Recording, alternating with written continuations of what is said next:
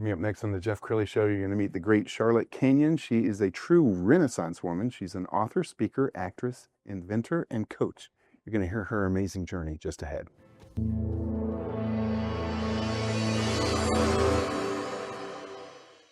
Many are predicting that the worst is yet to come, which is unfortunate, said one person here.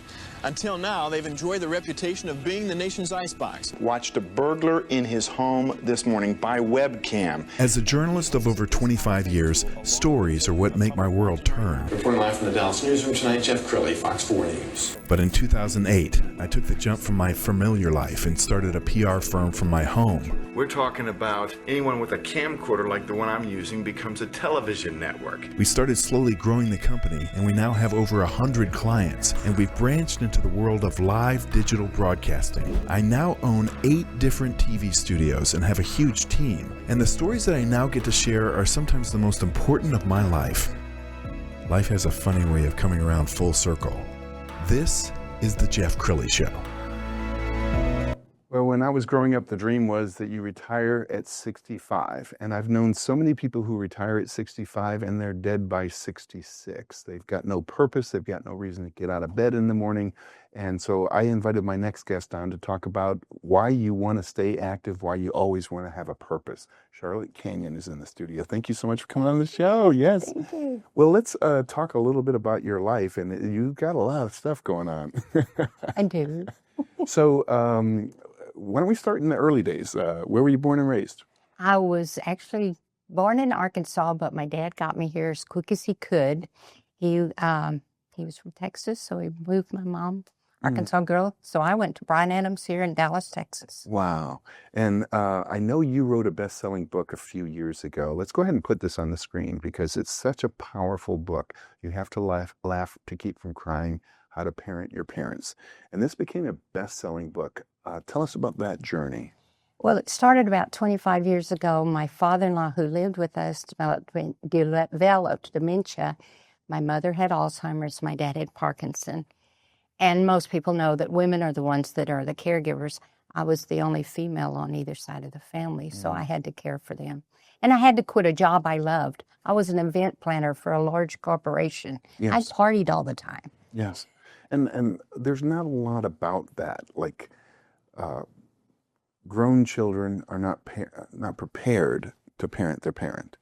No, there is not a guide out there. And mine is actually, I just share stories about love, respect, patience, and forgiveness, because those are the 4 keys that kind of walk you through that journey. Those are, this book, like I say, was a transition of my whole life. And I do know that God has led me this way my whole life. I remember something my mother gave me, and it was a card from my first grade teacher. And she said, "This girl knows how to win friends and influence people." And that has been my pattern through my whole life. And I never knew I was going to write a book. I think everybody has a book. Yes. But I wrote the book about this journey for caregivers. And I'm known as the voice of the caregiver. They come to me. I give people my phone number.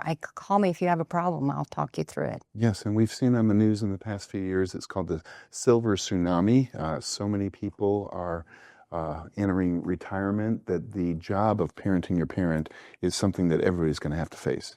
Yeah, you either been a caregiver, are a caregiver, or will be a caregiver. And that's why I go out and speak to people. I speak to people. I probably given away more books than I've sold, just because I think they need it in their hands. And I've gotten so much feedback from them. Many of people who've had my book for 10 years, they say, it's on my nightstand. I want to go back and read that story. Wow, so beautiful. We've got some pictures of you out speaking and doing radio and television shows, so we're going to put some pictures. I love this, so tell us about this picture. That's one of my skits that's called The Many Hats. Okay. That hat with the cross was the caregiver. This was another time I was speaking, and actually, I think I was singing there because I had flowers in my hand of going to the chapel or something. Oh, so beautiful. And then I think there's a picture of you on a radio station. Let's go ahead and show that picture. That's kind of been interesting. I'm on the board of directors with the Texas Authors Guild, and we interview authors.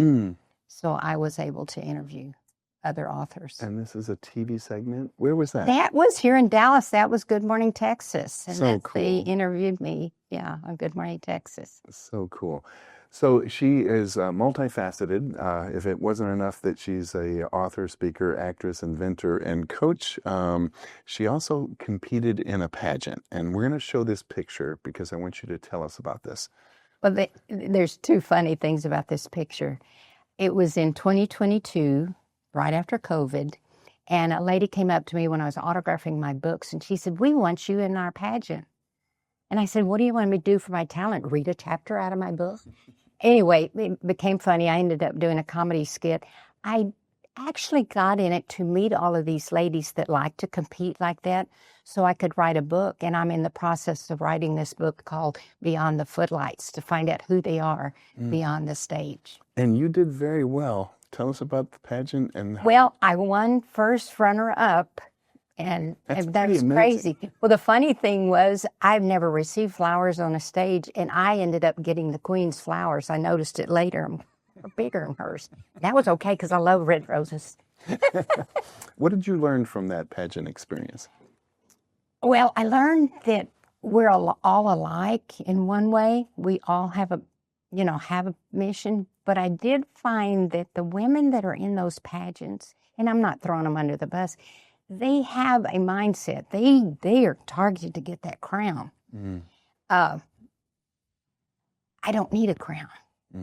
My husband calls me Queenie, so But it was very special. I have some lifelong friends. As a matter of fact, one of the ladies who was third runner-up is a concert pianist, played around the world, and I beat her. But we are best friends, and we have a group called Star Time, and we go entertain at senior centers. That is so cool. There are a lot of people who will snub their nose at pageants. Oh, it's a beauty contest, but it's so much more, isn't it? Oh, it is so much more, and you have to come up with a philosophy, and you go through interviews, and there's a whole lot more to it, and you learn, you learn actually who you are and how you interact with other people, and especially women. And we know women, we kind of can be catty. So it's an interesting experience. And I love it that you've created some lifelong friends through the pageant business. You are also a master gardener, and you have an invention. Share that. Well, I wrote my book, You Have to Laugh to Keep From Crying, in 2017. But prior to that, I spent 16 years caring for father-in-law with dementia, a mother with Alzheimer's, and a dad with Parkinson. And through that, I learned that I needed to take care of the caregiver because I got cancer. I had 2 surgeries, 36 treatments. I'm still here today because God has a mission for me. He has a message. I still go into senior centers and share the story of reinvent yourself. There's things you wanted to do your whole life. Do them now. Now you've got the time. And actually, I've got another friend that wants to start something in a senior home. And I go, yes. Say yes when someone asks you to do something. Then go figure out how to do it. And tell us about your invention. Well, my invention was I got cancer. And I started working in my garden. And then I got invited to be a master gardener. Well, if you haven't heard enough about me, I'm a little bit of an overachiever. So I go to San Antonio and become a Texas superstar master gardener, which there's only like 1% of us that do that. And doing that, I got my house on a garden tour. And before the garden tour, I looked at all those hanging baskets I had and I go, they're ugly. So I made this jacket. Well, long story short, it's an insulated jacket that keeps the moisture in the soil. I got a patent on it. So that's just how I didn't intentionally go to invent anything. Just my master gardener friends, you need to patent it, you need to patent it, you need to patent it. I go, okay, thank you, God, I will patent it.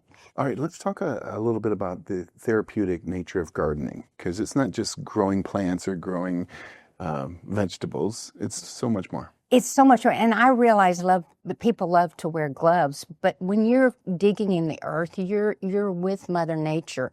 And I tell people to take their shoes off and walk in the soil because then you're grounded, and it is so therapeutic. I know for a fact it can lower your blood pressure 10, 20, 30 points. Yes. So And it's so therapeutic. in some of the senior communities around here, the garden is a big part of therapy, isn't it? It is definitely a big part in what they're doing, and I'm actually helping them, teaching at some of the communities that hear about me how to make keyhole gardens, and that's another subject altogether, or raised bed gardens. And that's actually so they can use their walkers or wheelchairs and go up, and they don't have to bend over and get on the ground. It's so beautiful. We have a couple minutes left, so I want you to give some words of encouragement to the person out there who maybe they're retired, but they don't have a reason to get up in the morning. Well, like I said earlier, think of things that you wanted to do your whole life and tackle them now. Did you want to learn to speak French? Did you want to fly an airplane? Did you want to get on a stage? I promise you there are community theaters that want people our age to, perform in their plays. Whatever it is your passion, if you've never cooked or you want to be a better cook, take cooking lessons. Find a passion within you and you'll live longer. I have to tell you, I have 24 grandkids and they call me Mom. And they go, Mom, we want to grow up and be just like you, but you haven't grown up yet. I think that's the secret. Wow. What a great way to end the show. We're going to also leave you with her Facebook page so you can get in touch with her for all your speaking needs. The great Charlotte Canion. Thanks for coming on the show. Thank you You bet. very much. That's it for now. We'll see you next time.